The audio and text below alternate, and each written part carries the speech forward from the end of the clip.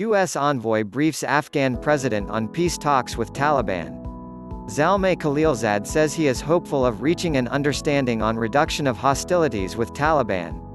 Khalilzad hoped the U.S.-Taliban peace talks will reach a conclusion, the president's office said.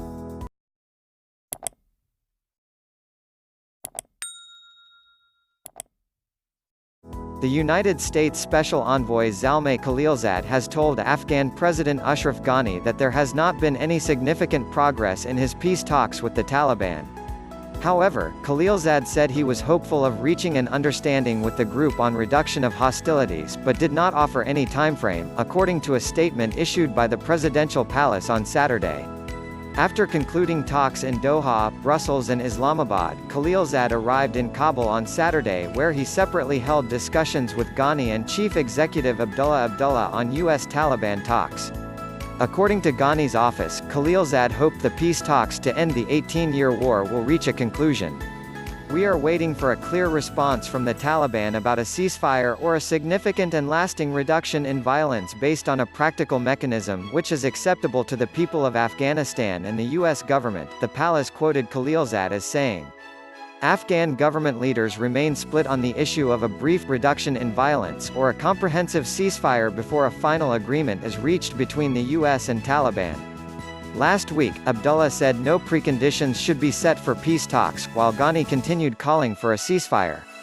Pakistan's foreign ministry said it supported a quick peace deal with the Taliban and repeated Washington's call for a reduction in violence. But attacks by the Afghan government forces and its U.S. allies have also raised concerns.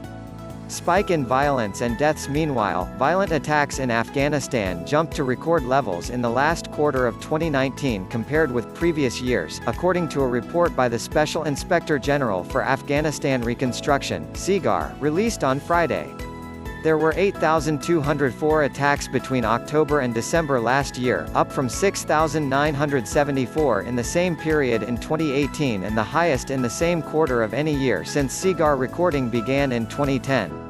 Stepped-up bombings by the U.S. and operations by CIA-trained Afghan special forces, several of which resulted in civilian casualties, have also been criticized by rights groups and some Afghan officials.